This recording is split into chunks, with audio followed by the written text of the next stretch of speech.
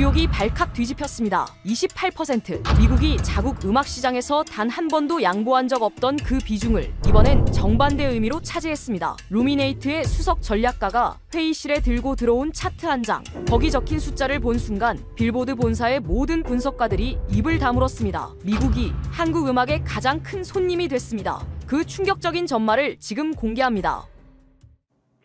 안녕하세요. 감동라이프입니다. 오늘도 찾아오셔서 감사합니다. 시작하기 전에 구독과 좋아요를 눌러주시면 큰 힘이 됩니다. 그럼 오늘 준비한 이야기 시작하겠습니다. 제 이름은 데이비드 모리슨입니다. 유니버설 뮤직그룹 수석 마켓 애널리스트로 글로벌 음악 시장의 흐름을 분석하는 일을 시작한 지 올해로 20년째입니다. 북미, 유럽, 아시아 음반 시장의 수출입 데이터를 비교하고 전망하는 일이 제 본업입니다. 동료들은 저를 가리켜 차트만 보면 어느 나라 시장인지 맞히는 남자라고 불렀습니다. 틀린 말이 아니었습니다. 20년 동안 저는 전 세계 음반 수출 곡선을 거의 외우고 있었으니까요. 뉴욕과 도쿄, 서울, 상하이를 오가며 매 분기 발표되는 음반 수출 통계를 분석하는 것이 제 일상이었습니다. 그 숫자들 안에서 저는 늘 같은 그림을 봤습니다. 일본과 중국이 위에, 미국은 그 아래 한참 떨어진 자리에서 천천히 따라오는 그림이었습니다. 올해 6월 초, 저는 빌보드 본사로부터 긴급 자문 요청을 받았습니다. 글로벌 음악 시장 지형 변화에 대한 비공개 분석을 의뢰받은 것이었습니다. 의뢰 내용은 단순했습니다. 한국 음반 수출 시장에서 미국이 일본과 중국을 제치고 1위에 오를 가능성이 있는가? 저는 그 메일을 읽고 솔직히 웃었습니다. 20년간 제가 봐온 데이터에서 K-팝의 메인 시장은 늘 아시아였습니다. 미국이 1위라는 표현은 제 머릿속 사전에 없는 말이었습니다. 저는 메일에 짧게 답장을 보냈습니다. 확인은 해보겠지만 결론은 이미 나와 있을 겁니다. 저는 그렇게 생각했습니다. K-팝은 훌륭한 콘텐츠이고 최근 몇 년간 빌보드 차트에 이름을 올리는 곡이 늘어난 것도 사실입니다. 하지만 음반 판매라는 본질적인 시장에서는 결국 아시아 팬덤의 화력이 전부입니다. 빌보드 진입은 화제성이고 실제 지갑을 여는 사람들은 일본과 중국에 있다. 그것이 뉴욕 사무실에서 보고서를 준비하기 전 제가 가지고 있던 생각이었습니다. 사무실을 나서기 전 저는 책상 위 모니터에 10년치 국가별 음반 수출 비중 그래프를 띄워놓고 한참을 바라봤습니다. 2016년부터 지금까지 일본의 비중이 미국의 비중 아래로 떨어진 해는 단 한 해도 없었습니다. 그 순서가 이번에 처음으로 바뀐다는 보고서를 제가 직접 써야 한다는 사실이 그때까지도 비현실적으로 느껴졌습니다. 비서가 회의실 일정을 알려주며 한마디 덧붙였습니다. 오늘 루미네이트 쪽에서도 사람이 온다던데요. 저는 노트북을 챙기며 생각했습니다. 데이터를 한 번 더 확인하면 분명 일본이 여전히 1위에 있을 거라고. 저는 그 생각이 얼마나 틀렸는지 불과 몇 시간 뒤에 알게 됩니다. 그리고 그 몇 시간은 제 20년 커리어를 통틀어 가장 길고 시끄러운 시간이 되었습니다. 6월 12일 오전, 저는 맨해튼 사무실에서 곧장 빌보드 본사로 향했습니다. 차창 밖으로 뉴욕의 빌딩들이 햇살을 받아 반짝이고 있었습니다. 저는 가방을 한 번 더 확인했습니다. 가방 안에는 10년치 국가별 음반 수출 데이터가 들어 있었습니다. 첫 번째 임무는 단순했습니다. 48시간 안에 2026년 글로벌 음악 시장 지형 변화 보고서를 완성해서 빌보드 산하 시장분석위원회에 제출하는 것이었습니다. 택시에서 내려 빌딩 로비로 들어서자 에어컨의 차가운 바람이 얼굴을 스쳤습니다. 로비 벽면에는 역대 빌보드 핫100 2위 곡들의 표지가 줄지어 걸려 있었습니다. 저는 그 벽을 지나며 생각했습니다. 이 도시의 음악업계 한복판에서 불과 며칠 뒤 벌어질 일이 수십 년간 굳어진 시장 인식을 뒤흔들 것이었습니다. 저는 아직 그것을 몰랐습니다. 엘리베이터를 타고 올라가는 동안 저는 휴대전화로 도착한 자료를 다시 훑어봤습니다. 빌보드 산하 데이터 기업 루미네이트가 의뢰한 분석의 핵심은 명확했습니다. 한국 음반의 미국 수출 증가가 일시적 화제성인지 구조적 변화인지를 판단해달라. 저는 그 문장을 2번 읽었습니다. 빌보드 측이 굳이 외부 애널리스트에게 이런 질문을 던졌다는 사실 자체가 그들도 뭔가 불안한 신호를 감지하고 있다는 뜻이었습니다. 오전 9시 50분, 빌보드 본사 17층 시장분석위원회의 비공개 회의실. 저는 문을 열고 안으로 들어섰습니다. 통유리 너머로 타임스 스퀘어의 전광판들이 한눈에 내려다 보였습니다. 테이블 위에는 이미 두꺼운 자료 묶음들이 쌓여 있었고 진한 커피향이 방 안에 옅게 퍼져 있었습니다. 참석자는 모두 8명이었습니다. 루미네이트 측 전략팀, 빌보드 차트 데이터팀, 그리고 소니뮤직 일본 지사에서 파견된 자문관 일부였습니다. 저는 자리에 앉으며 물 한 잔을 달았습니다. 창밖으로 타임스 스퀘어의 화려한 전광판들이 아침 햇살 아래 반짝이고 있었습니다. 평화로운 풍경이었습니다. 하지만 회의실 안의 공기는 묘하게 무거웠습니다.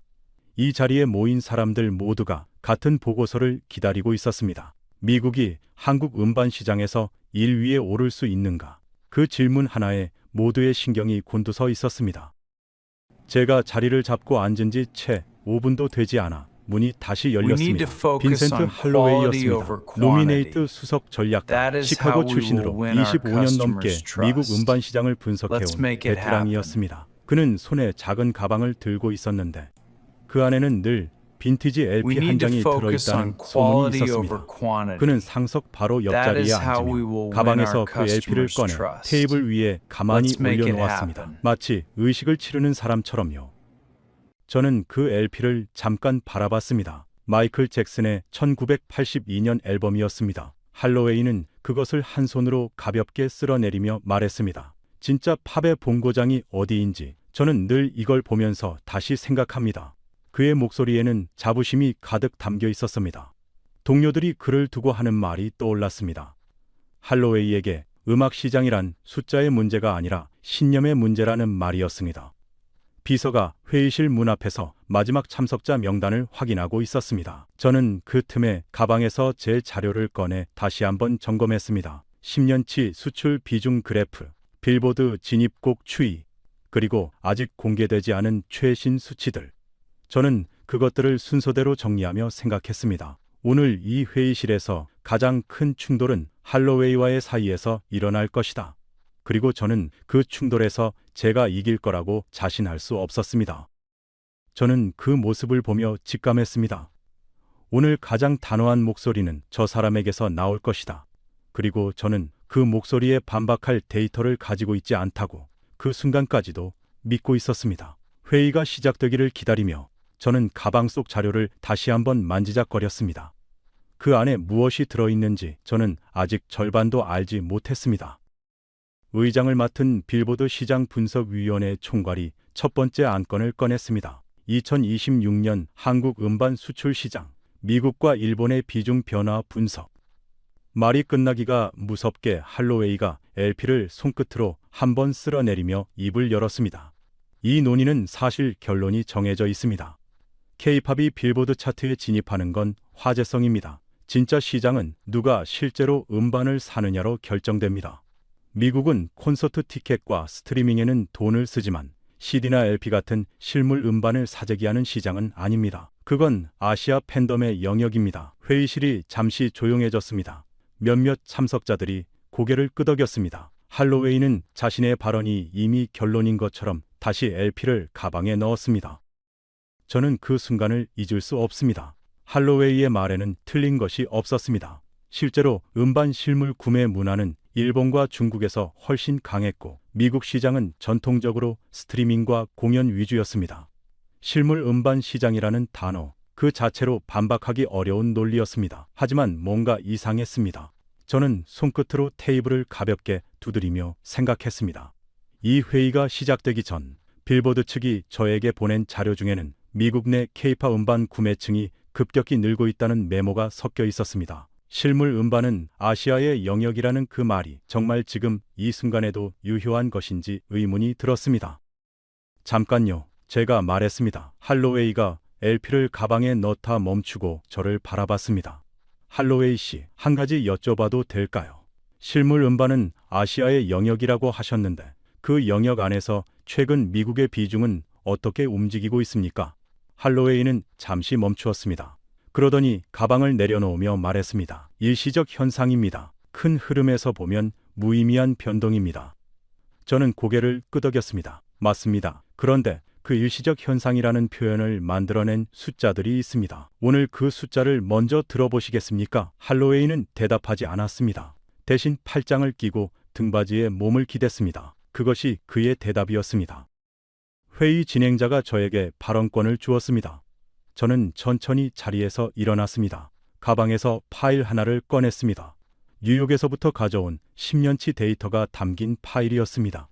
저는 그것을 테이블 위에 펼쳤습니다. 할로웨이의 시선이 잠깐 그쪽으로 향했다가 돌아왔습니다. 일시적 현상이라는 단어로 이 흐름을 설명하기에는 저는 천천히 말했습니다. 이미 숫자가 너무 멀리 가 있습니다. 회의실이 다시 조용해졌습니다. 이번에는 조금 다른 종류의 침묵이었습니다. 할로웨이가 팔짱을 낀 채로 저를 바라보고 있었습니다. 그의 표정에는 아직 여유가 있었습니다. 할로웨이가 입꼬리를 살짝 올리며 말했습니다. 모리슨 씨, K-팝이 미국에서 화제를 모으고 있다는 건 저도 인정합니다. 빌보드 차트에 곡이 몇 개 오르면 다들 흥분합니다. 하지만 그건 순간의 화제성입니다.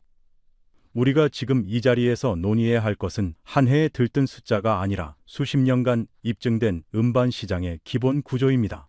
그는 다시 가방을 열어 LP를 꺼내 손에 쥐었습니다. 그것을 매만지는 손가락의 움직임이 회의실 안에서 유독 눈에 띄었습니다. 몇몇 시선이 저에게 쏠렸습니다. 저는 잠시 숨을 고르고 다음 자료를 꺼냈습니다. 기본 구조라는 표현 좋습니다. 그런데 그 기본 구조를 숫자로 한번 비교해 보겠습니다. 저는 미국 내 K-팝 콘서트 티켓 판매량 추이를 테이블 위에 펼쳤습니다. 지난 3년간 미국 내 K-팝 투어 티켓 판매량은 매년 평균 40%씩 늘었습니다. 음반만이 아니라 공연 시장 전체가 같은 방향으로 움직이고 있다는 뜻입니다. 할로웨이의 LP를 매만지던 손가락이 잠시 멈췄습니다. 그건 콘서트입니다. 할로웨이가 곧바로 받아쳤습니다. 콘서트 티켓과 음반 구매는 다른 시장입니다. 미국인들은 경험에는 돈을 쓰지만 실물 음반을 사재기 하지는 않습니다. 그게 본질적인 차이입니다. 그의 목소리에는 여전히 확신이 담겨 있었습니다. 저는 고개를 끄덕였습니다. 맞습니다. 콘서트와 음반은 다른 시장입니다. 그런데 할로웨이 씨, 두 시장이 같은 방향으로 움직이고 있다면 그게 우연일까요? 아니면 같은 원인에서 나온 결과일까요? 회의실 안 몇몇이 자료를 다시 들여다보기 시작했습니다. 할로웨이가 잠시 말을 멈췄습니다. 그러더니 다른 각도로 전선을 옮겼습니다. 좋습니다. 같은 원인이라고 칩시다. 그런데 그게 정말 시장 구조의 변화를 의미합니까? 한두 그룹의 인기가 폭발적이라고 해서 미국 음반 시장 전체가 K-팝 중심으로 재편된다는 보장은 없습니다. 그는 다시 자신감을 되찾은 표정으로 말했습니다. 몇몇 참석자가 고개를 끄덕이는 것이 보였습니다. 특정 아티스트의 인기와 산업 전체의 구조 변화를 구분해야 한다는 그의 논리는 음악 산업 분석에서 흔히 통용되는 정설이었습니다. 저는 그 말을 잠시 곱씹다가 입을 열었습니다. 맞습니다. 한두 그룹의 인기만으로는 구조 변화라고 말하기 어렵습니다. 그런데 할로웨이 씨, 그 표를 다시 보겠습니다. 저는 가방에서 다음 자료를 꺼냈습니다. 회의 진행자가 저에게 발언권을 주었습니다. 저는 천천히 자리에서 일어났습니다. 할로웨이의 시선이 잠깐 그쪽 향했다가 돌아왔습니다. 기본 구조라는 단어로 이 흐름을 설명하기에는 저는 천천히 말했습니다. 이미 숫자가 너무 멀리 가 있습니다. 회의실이 다시 조용해졌습니다. 이번에는 조금 다른 종류의 침묵이었습니다. 할로웨이는 팔짱을 낀 채로 저를 바라보고 있었습니다. 그의 표정에는 아직 여유가 있었습니다. 모리슨 씨, 숫자가 멀리 갔다는 건 동의합니다. 다만 그 거리가 한두 해의 일이라면 수십 년의 기본 구조를 뒤집을 수는 없습니다. 그는 다시 LP를 가방에 넣었습니다. 그 동작이 회의실 안에서 유독 눈에 띄었습니다. 몇몇 시선이 저에게 쏠렸습니다. 저는 그 시선들을 느끼며 파일의 첫 장을 천천히 넘겼습니다. 속으로 생각했습니다. 좋습니다. 그렇다면 수십 년의 기본 구조라는 그 말을 숫자로 직접 검증해 보여드리죠. 아직 꺼내지 않은 카드가 한두 장이 아니었습니다. 저는 파일 첫 장을 테이블 위에 올려놓았습니다. A4 용지 한 장이었습니다. 숫자 몇 개가 적혀 있었습니다. 저는 그것을 천천히 읽기 시작했습니다. 올해 1월부터 4월까지 한국 음반 및 DVD 수출액은 2억 1,044러였습니다. 전년 동기 대비 80% 증가했습니다. 그중 국가별 비중을 보면 미국이 28%로 가장 높습니다. 중국 21%, 일본 20%입니다. 저는 천천히 읽었습니다. 회의실 안이 조용했습니다. 할로웨이는 팔짱을 낀 채였습니다. 그리고 한 가지 더, 저는 말을 이었습니다. 이 28%로 미국은 한국 음반 수출 대상국 중 1위에 올랐습니다. 미국이 한국 음반의 최대 수입국이 된 것은 이번이 처음입니다. 아무도 대답하지 않았습니다. 창밖으로 타임스 스퀘어의 전광판들이 한낮의 빛 속에서도 선명하게 빛나고 있었습니다. 저는 그것이 단순한 숫자가 아니라는 것을 알고 있었습니다. 그 뒤에는 10년에 걸친 시장의 변화가 있었습니다. 할로웨이가 먼저 입을 열었습니다. 그는 LP를 손끝으로 매만지며 말했습니다. 모리슨 씨, 그 28% 한두 그룹의 팬덤이 한꺼번에 사재기한 결과가 아닙니까? 컴백 시즌에 한정판 앨범을 여러 장씩 사는 게 K-팝 팬덤의 특징 아닙니까? 그게 빠지면 어떻게 됩니까? 볼륨은 낮았지만 말투는 날카로웠습니다. 회의실의 몇몇 시선이 다시 자료 쪽으로 내려갔습니다. 그의 논리는 정확했습니다. 한정판 사재기 현상은 K-팝 팬덤 안에서 실제로 존재하는 패턴이었습니다. 저는 잠시 멈췄습니다. 맞습니다. 제가 말했습니다. 한정판 사재기 현상은 분명히 존재합니다. 그런데 할로웨이 씨, 여기서 질문이 하나 있습니다. 저는 테이블 위에 다음 장을 꺼냈습니다. 10년 전인 2016년 미국이 차지하는 비중은 5%에 불과했습니다. 당시 일본은 41%, 중국은 20%였습니다. 그런데 작년 같은 기간에는 중국 34%, 일본 22%, 미국 16%였습니다. 그리고 올해 미국이 28% 1위입니다. 이게 한 시즌의 사재기라면 10년에 걸쳐 5%에서 28%까지 계속 우상향할 수가 없습니다. 회의실이 조용해졌습니다. 할로웨이의 LP를 매만지던 손가락이 멈췄습니다. 그는 잠시 다른 각도로 전선을 옮겼습니다. 좋습니다. 10년간 꾸준히 늘었다는 건 인정합니다. 그런데 그 증가가 정말 음악 자체의 힘입니까? 아니면 단순히 미국 인구가 많아서 시장 규모가 커진 것뿐입니까? 절대적인 숫자가 늘어난 거라면 비중이 늘어난 것처럼 보이는 건 착시일 수 있습니다. 그의 목소리에는 다시 자신감이 돌아와 있었습니다. 몇몇 참석자가 그 말에 고개를 끄덕이는 것이 보였습니다. 인구 규모와 시장 점유율을 구분해야 한다는 그의 지적은 시장 분석에서 흔히 놓치기 쉬운 함정이었습니다. 저는 고개를 끄덕였습니다. 맞습니다. 인구 규모는 변수입니다. 그런데 할로웨이 씨, 한국의 빌보드 핫백 진입곡 수를 보면 다른 그림이 보입니다. 저는 가방에서 새 자료를 꺼냈습니다. 2021년 K-팝이 빌보드 핫백에 진입한 곡은 9곡이었습니다. 작년에는 30곡이었습니다. 4년 만에 3배 이상입니다. 그리고 올해는 상반기가 끝나지도 않은 6월 10일을 기준으로 이미 17곡이 올라와 있습니다. 저는 그 숫자를 테이블 정중앙에 놓았습니다. 이건 시장 규모의 문제가 아니라 실제로 미국 청취자들이 차트에서 직접 듣고 평가한 결과입니다. 할로웨이가 처음으로 대답을 잠시 멈췄습니다. 5초였습니다. 회의가 잠시 멈췄습니다. 할로웨이가 다음 자료를 준비하겠다며 자리를 떴습니다. 회의실 안에 잠깐의 여백이 생겼습니다. 그때 문이 조용히 열렸습니다. 제 오랜 후배 사라 김이었습니다. 한국계 미국인으로 빌보드 차트 데이터팀에서 일하고 있었습니다. 그녀는 커피 2잔을 들고 들어오더니 조용히 제 옆 빈자리에 앉았습니다. 그리고 낮은 목소리로 말했습니다. 잘하고 있어. 그런데 진짜 숫자는 아직 안 꺼냈잖아. 저는 커피를 받아들며 고개를 끄덕였습니다. 맞았습니다. 아직 꺼내지 않은 것이 있었습니다. 할로웨이가 돌아왔습니다. 그의 손에는 새 자료가 들려 있었습니다. 그는 자리에 앉으며 말했습니다. 모리슨 씨, 좋은 숫자들 잘 들었습니다. 그런데 연간으로 보면 어떻습니까? 4월까지의 숫자는 결국 한 시즌의 컴백 주기일 뿐입니다. 한 해 전체로 보면 다시 일본이나 중국이 앞서지 않겠습니까? 그는 자신감을 되찾은 표정으로 말했습니다. 몇몇 참석자가 그 말에 다시 고개를 끄덕였습니다. 컴백 시즌에 따라 월별 변동이 크다는 점은 음반 시장에서 실제로 통용되는 사실이었습니다. 저는 사라를 바라봤습니다. 그녀가 고개를 끄덕였습니다. 지금이었습니다. 맞습니다. 제가 말했습니다. 컴백 시즌에 따라 월별 변동은 분명히 있습니다. 그런데 할로웨이 씨, 그 변동을 감안해도 흔들리지 않는 숫자가 하나 있습니다. 저는 5년치 미국 비중 추이를 테이블에 펼쳤습니다. 2021년 미국 비중은 9%였습니다.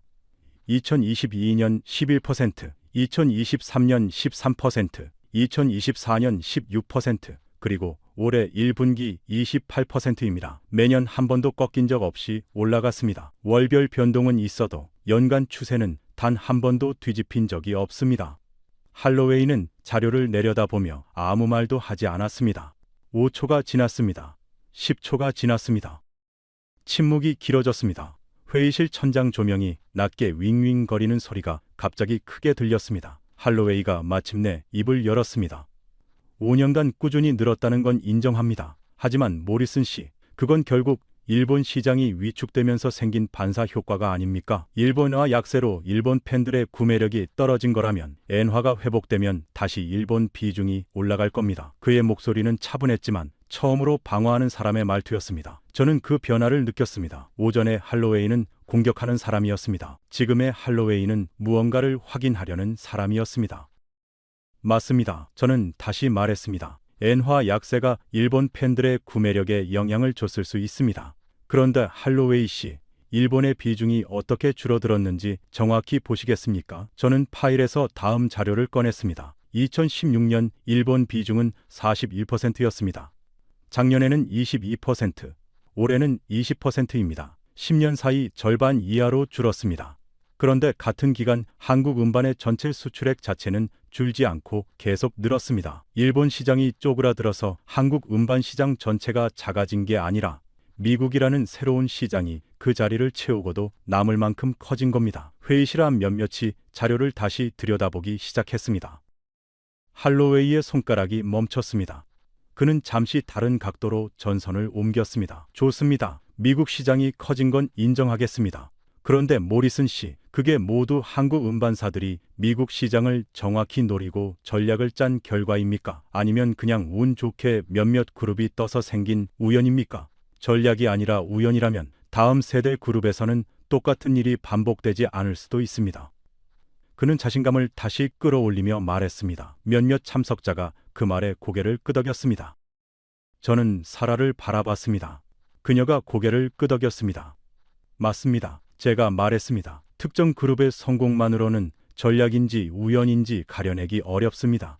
그런데 할로웨이 씨, 이 표를 보시겠습니까? 저는 다음 자료를 꺼냈습니다. 지금 빌보드 핫백에 올라있는 17곡은 단일 그룹의 곡이 아닙니다. 7개의 다른 그룹과 솔로 아티스트에서 나온 곡들입니다. 한 팀이 떠서 만든 숫자가 아니라 여러 회사의 여러 팀이 동시에 미국 시장에서 성과를 내고 있다는 뜻입니다. 우연히 한 번 겹치는 건 있을 수 있지만 7번 겹치는 건 우연이 아닙니다. 할로웨이는 자료를 내려다보며 잠시 말을 멈췄습니다. 할로웨이는 한동안 자료를 바라보고 있었습니다. 그러더니 숫자가 아닌 다른 카드를 꺼냈습니다. 좋습니다, 모리슨 씨. 7팀이라는 숫자 인정하겠습니다. 그런데 이건 숫자만으로 끝날 문제가 아닙니다. 그는 목소리를 낮췄습니다. K-팝은 결국 철저하게 기획된 산업입니다. 연습생 시스템, 회사 주도의 콘셉트, 팬덤 동원 전략까지. 미국 팝 음악은 아티스트 개인의 진정성에서 나옵니다. 우리 시장이 좋아하는 건 결국 진짜 음악입니다. 기획된 상품이 한동안 인기를 끌 수는 있어도 결국 미국 청취자들은 그 차이를 알아챕니다. 회의실 안의 공기가 다시 무거워졌습니다. 이건 숫자로 반박할 수 없는 종류의 질문이었습니다. 취향과 진정성에 대한 문제였습니다. 저는 잠시 그 말을 곱씹었습니다. 맞습니다. K-팝은 기획된 산업입니다. 그 점은 부정하지 않겠습니다. 그런데 할로웨이 씨, 미국 팝 음악 산업은 정말 기획되지 않은 산업입니까? 저는 자료를 꺼내지 않았습니다. 이번에는 숫자가 아니었습니다. 미국 최대 레이블들도 트레이닝 캠프를 운영하고 작곡팀을 따로 고용하고 데뷔 전략을 몇 년씩 설계합니다. 차이가 있다면 기획을 숨기느냐 드러내느냐일 뿐입니다. 그리고 빌보드 핫백에 오른 17곡은 기획되었든 아니든 결국 미국 청취자들이 직접 듣고 차트에 올린 곡입니다. 그 청취자들이 매번 속고 있다고 보기는 어렵습니다. 회의실이 조용해졌습니다. 야마다의 표정이 굳었습니다. 이미 알고 있는 사실이었습니다. 하지만 이 자리에서 누군가가 그것을 꺼내는 것은 처음이었습니다. 회의실 안에 누군가가 낮게 숨을 내쉬는 소리가 들렸습니다. 소니뮤직 일본 지사 자문관 야마다가 천천히 자신의 노트에 무언가를 적기 시작했습니다. 저는 그 모습을 보며 생각했습니다. 야마다가 처음으로 자기 노트에 무언가를 적고 있습니다. 방향은 느낄 수 있었습니다. 야마다는 무언가를 적고 나서 고개를 들어 제 자료를 다시 바라봤습니다. 그것이 첫 번째 신호였습니다. 할로웨이가 다시 입을 열었습니다. 목소리에서 처음으로 망설임이 느껴졌습니다. 7팀이라는 숫자는 인정합니다. 그런데 그게 일본 시장 1위 자리를 내준 것과 무슨 상관입니까? 순위는 다른 나라들의 부진 때문일 수도 있습니다. 우리가 떠서가 아니라 다른 나라 팬덤이 더 줄어든 것뿐일 수도 있지 않습니까? 그는 마지막 방어선을 치듯 말했습니다. 저는 그 말을 들으며 생각했습니다. 이 질문에 대한 답이 오늘 가장 결정적인 숫자가 될 것이었습니다. 저는 잠시 멈췄다가 입을 열었습니다. 맞습니다. 순위는 상대적입니다. 그런데 할로웨이 씨, 미국의 2위 등극은 다른 나라가 무너져서 생긴 자리가 아닙니다. 저는 국가별 수출 비중 순위표를 펼쳤습니다. 중국은 작년 34%에서 올해 21%로 줄었습니다. 일본은 22%에서 20%로 줄었습니다. 두 나라 모두 줄었습니다. 그런데 미국은 16%에서 28%로 유일하게 늘었습니다.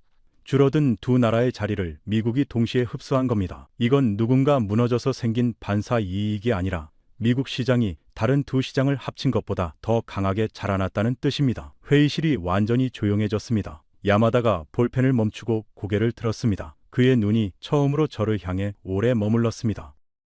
회의실이 잠시 멈췄습니다. 할로웨이가 다음 자료를 준비하겠다며 자리를 비웠습니다. 사라김이 제 옆으로 다가와 낮은 목소리로 말했습니다. 이제 연간 전망으로 넘어갈 거야. 거기서 진짜 승부가 나. 저도 알고 있었습니다.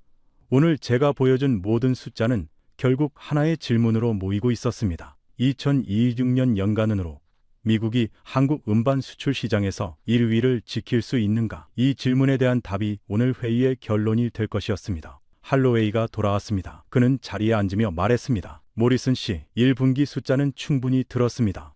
그럼 이제 본질로 가겠습니다. 연간으로 미국이 1위를 유지한다는 시나리오, 그게 가능하다고 보십니까? 가능성을 숫자로 말씀해 주시죠. 그의 목소리에는 마지막 승부를 거는 듯한 긴장이 묻어 있었습니다. 회의실 안의 모든 시선이 저에게 쏠렸습니다. 저는 가방에서 마지막 시나리오 자료를 꺼냈습니다. 올해 1분기 미국 비중은 28%였습니다. 그리고 5년간 단 한 번도 꺾이지 않고 우상향했습니다. 저는 그래프를 테이블 위에 펼쳤습니다. 하반기에는 보통 대형 그룹들의 컴백과 월드 투어가 집중됩니다. 그리고 그 투어의 절반 이상이 북미 일정으로 잡혀 있습니다. 투어와 음반 판매는 같은 방향으로 움직이는 경향이 있습니다. 이 흐름을 그대로 연장하면 연간 기준으로도 미국이 1위를 유지할 가능성이 높습니다. 할로웨이는 그래프를 한동안 들여다봤습니다. 그러더니 다시 입을 열었습니다. 전망은 전망일 뿐입니다. 모리슨 씨, 더 확실한 증거가 있습니까? 투어 일정을 근거로 삼는 건 너무 추상적입니다. 그의 목소리에는 여전히 의심이 담겨 있었지만 처음만큼의 확신은 없었습니다. 저는 그 차이를 느꼈습니다. 그는 이기려는 것이 아니라 지지 않으려는 목소리로 말하고 있었습니다. 저는 잠시 멈췄다가 다른 자료를 꺼냈습니다. 그렇다면 증거를 하나 더 보여드리겠습니다. 저는 미국 내 K-팝 관련 스트리밍 데이터를 펼쳤습니다. 올해 들어 미국에서 K-팝 플레이리스트 저장수는 전년 대비 65% 늘었습니다. 음반 구매로 이어지기 전 단계인 스트리밍에서부터 같은 방향의 증가세가 보입니다. 음반, 투어, 스트리밍, 차트 진입까지 4가지 지표가 전부 같은 방향을 가리키고 있다면 이건 우연이 아니라 추세입니다. 할로웨이의 시선이 잠깐 그 자료에 머물렀습니다. 그는 자료를 한 손으로 가져가 천천히 넘겨보았습니다. 손가락이 숫자 위에서 잠시 멈췄습니다. 회의실 안에 짧은 정적이 흘렀습니다. 사라가 제 옆에서 낮게 속삭였습니다. 지금 흔들리고 있어. 저는 고개를 끄덕이며 다음 말을 준비했습니다. 할로웨이는 자료를 내려놓으며 헛기침을 한 번 했습니다. 그의 표정에서 처음으로 머뭇거림이 보였습니다. 25년간 이 업계에서 가장 단호한 목소리로 알려진 사람이 보이는 머뭇거림이었습니다. 좋습니다. 할로웨이가 다시 입을 열었습니다. 이번에는 숫자가 아닌 다른 질문이었습니다. 그는 자료를 내려놓고 처음으로 맨손으로 테이블을 짚었습니다. 그런데 모리슨 씨, 정말 본질적인 질문을 하나 드리겠습니다. 이건 단순한 음악 산업의 문제가 아닙니다. 미국 문화 산업이 외국 콘텐츠에 시장을 내준다는 건 정치적으로도 민감한 이야기가 됩니다.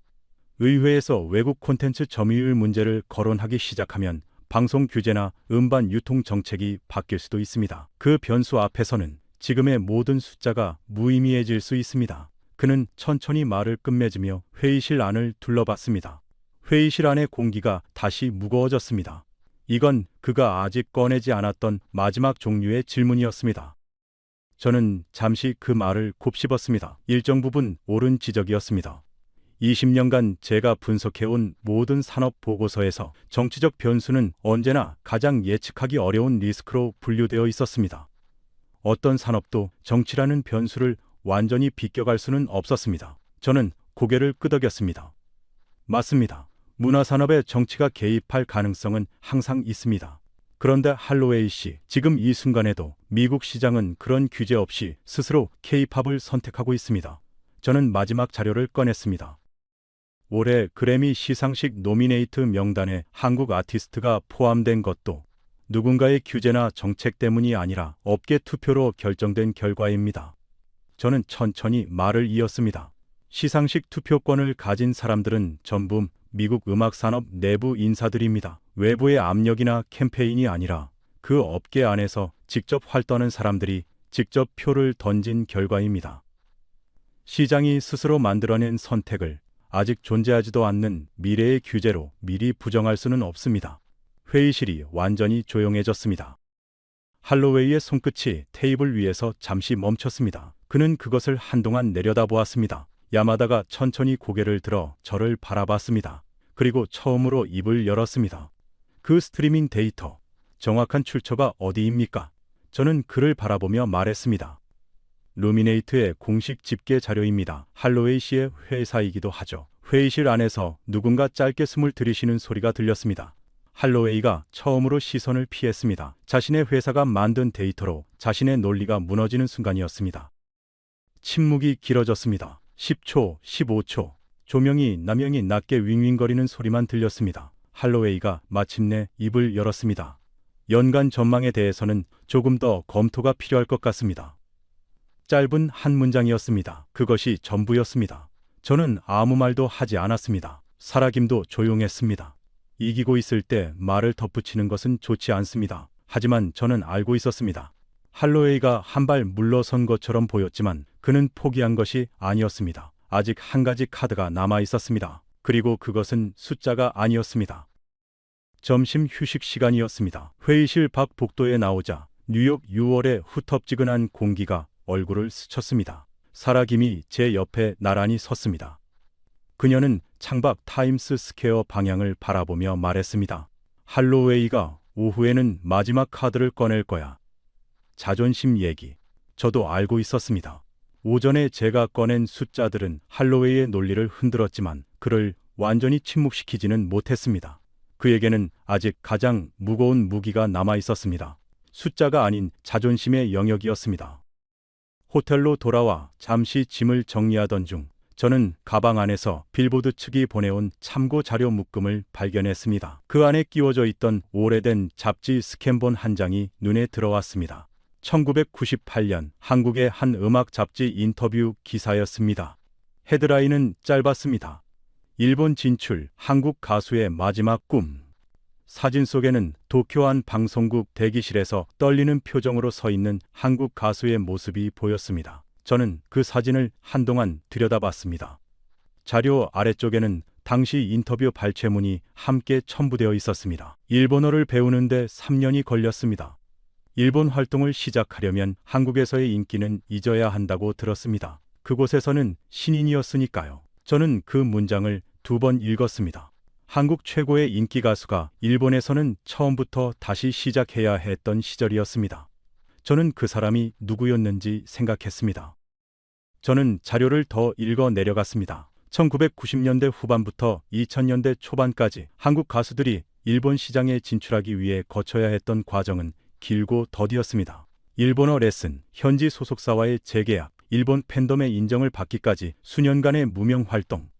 당시 한국 대중문화 평론가들은 이를 두고 문화 식민지 시대의 마지막 흔적이라고 표현했습니다. 일본 시장의 인정 없이는 아시아 진출 자체가 불가능하다고 여겨지던 시절이었습니다. 저는 그 자료를 내려놓고 잠시 눈을 감았습니다. 가슴이 묘하게 무거웠습니다. 자료 마지막 페이지에는 같은 가수의 2024년 인터뷰가 함께 실려 있었습니다. 같은 사람이 이번에는 미국 그래미 시상식 레드카펫에서 인터뷰를 하고 있었습니다. 기자가 물었습니다. 이제는 미국 시장이 가장 큰 목표입니까? 그는 웃으며 답했습니다. 이제는 어느 나라가 목표라는 표현이 이상하게 느껴집니다. 그냥 우리 음악을 듣는 사람이 있는 곳이 우리 시장입니다. 저는 그 문장을 읽으며 숨을 잠시 멈췄습니다. 26년 전 일본어를 배우며 떨던 신인과 지금 자신의 음악이 어디든 닿는다고 말하는 그 사람 사이의 거리를 저는 가늠해 보려 했습니다. 저는 외국인입니다. 한국인이 아닙니다. 그런데 그 거리가 어떤 무게였을지 손끝으로 만져지는 것 같았습니다. 저는 그 발췌문을 2번 읽었습니다. 그리고 3번 읽었습니다. 20년 동안 수천 페이지의 음악산업 보고서를 읽었지만 이 짧은 문장 앞에서 멈춘 것은 처음이었습니다. 이것이 데이터입니다. 숫자로 표현되지 않는 데이터였습니다. 저는 사라에게 그 2장의 스캔본을 보여줬습니다. 그녀는 한동안 말없이 그것을 들여다보았습니다. 그러더니 낮은 목소리로 말했습니다. 내 사촌이 그때 가수 팬이었대. 일본 잡지를 사려고 한 달 용돈을 다 썼다고 했어. 그때는 한국 잡지보다 일본 잡지에 그 가수 인터뷰가 더 많이 실렸으니까. 그녀의 목소리가 살짝 갈라졌습니다. 저는 아무 말도 하지 못했습니다. 저는 창밖을 바라봤습니다. 도쿄가 아닌 뉴욕의 오후 햇살이 빌딩 사이로 비스듬히 들어오고 있었습니다. 저는 그 26년의 간극이 어떻게 메워졌는지 생각했습니다. 일본어를 배우며 떨던 그 가수의 후배들이 이제는 영어가 아닌 한국어 그대로 빌보드 차트에 오르고 있었습니다. 더 이상 누군가의 언어를 배우지 않아도 누군가의 시장의 입장을 허락받지 않아도 되는 시대가 와 있었습니다. 한국어 가사사 그대로 자막도 없이 미국 란파를 타는 시대였습니다. 저는 그 생각을 멈출 수가 없었습니다. 할로웨이가 오늘 종일 진짜 음악이라고 부르던 그 기준이 사실은 한 세대가 가장 낮은 자리에서부터 다시 쌓아올린 것이었다는 사실을 그 순간 비로소 이해했습니다. 오늘 오후 회의실로 돌아가면 저는 다시 숫자로 이야기할 것입니다. 28%, 17곡, 65%의 스트리밍 증가율.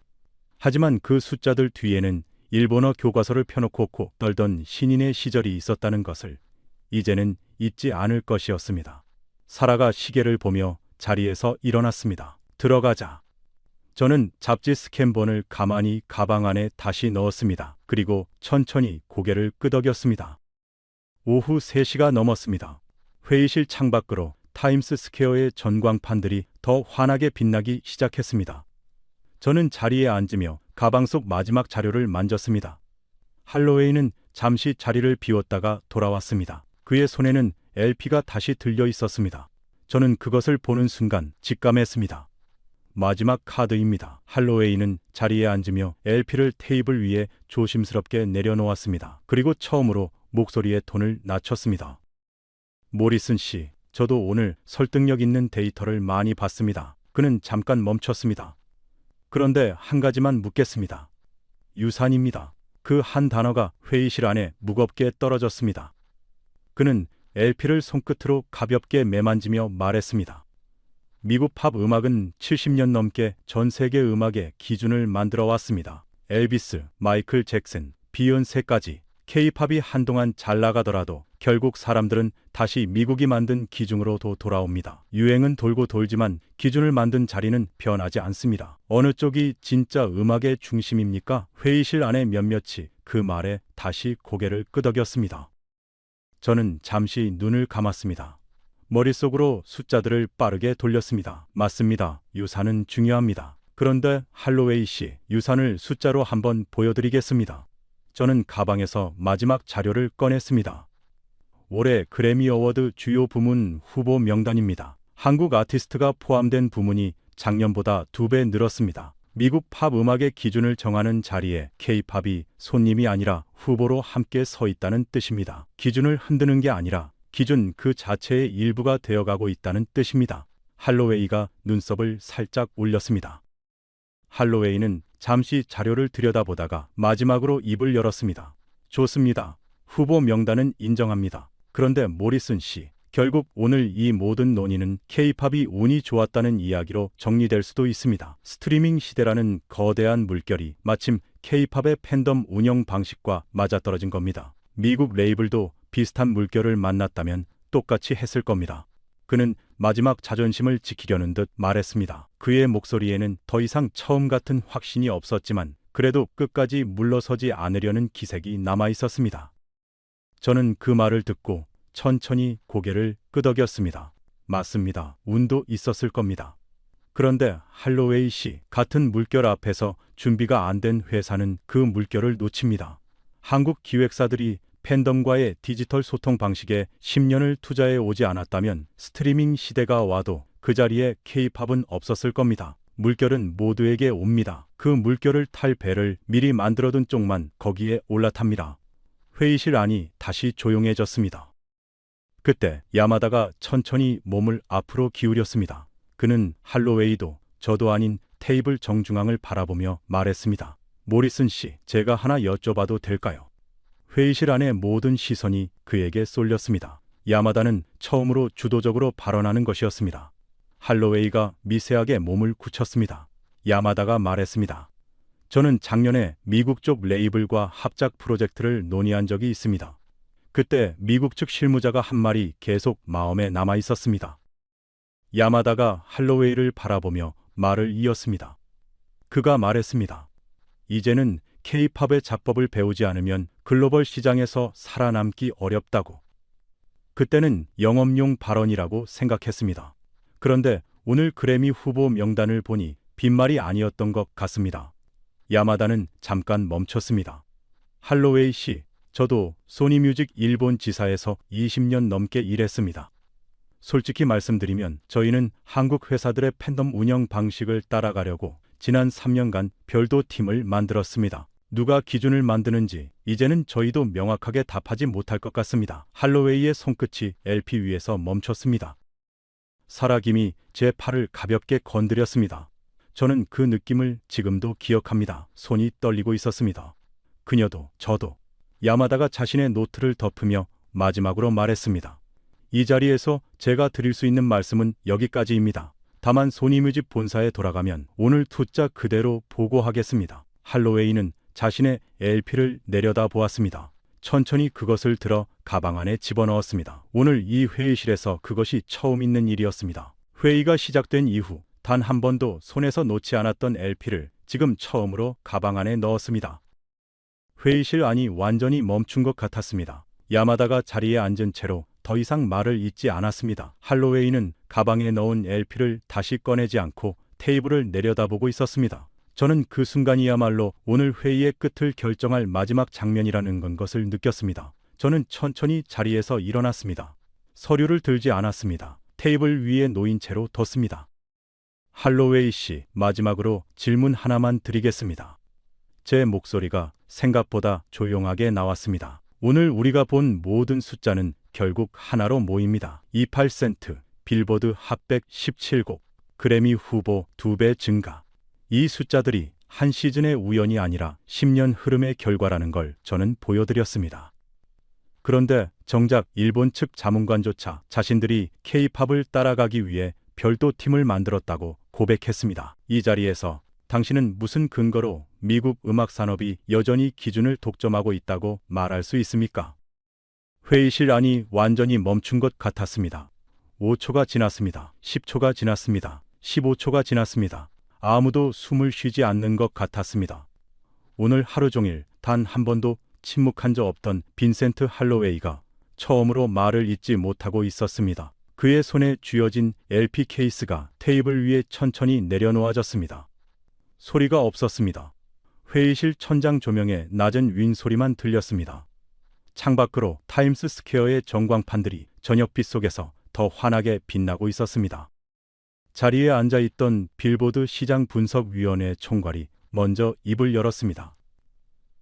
오늘 발표된 자료를 종합하면 2026년 한국 음반 수출 시장에서 미국이 연간 기준으로도 1위를 유지할 가능성을 배제할 수 없다는 결론이 합리적인 것 같습니다.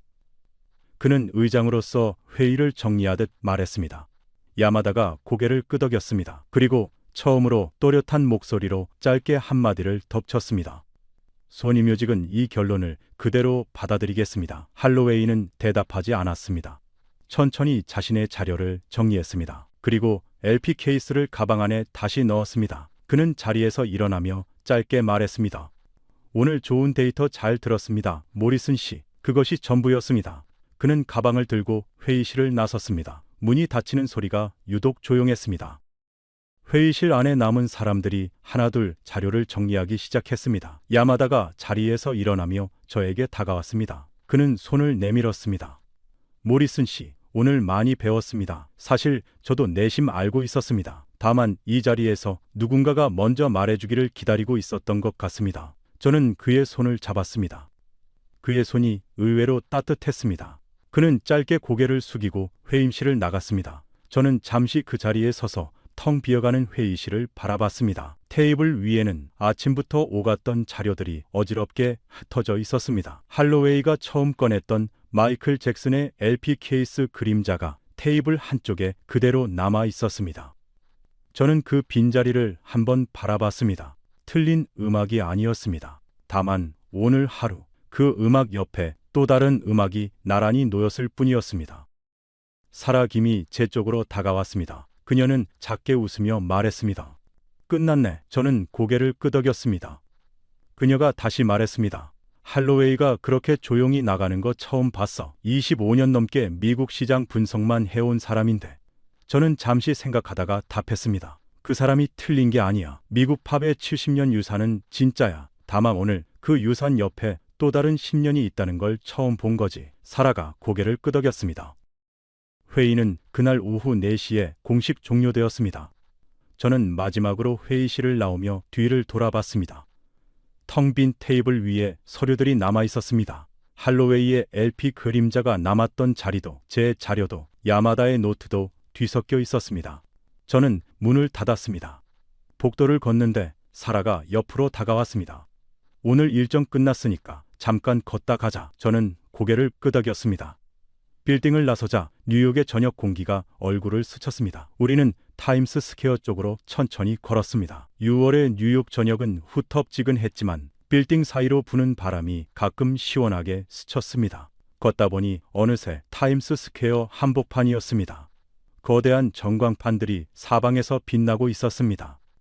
그중 하나에는 한국 그룹의 새 앨범 광고가 떠 있었습니다.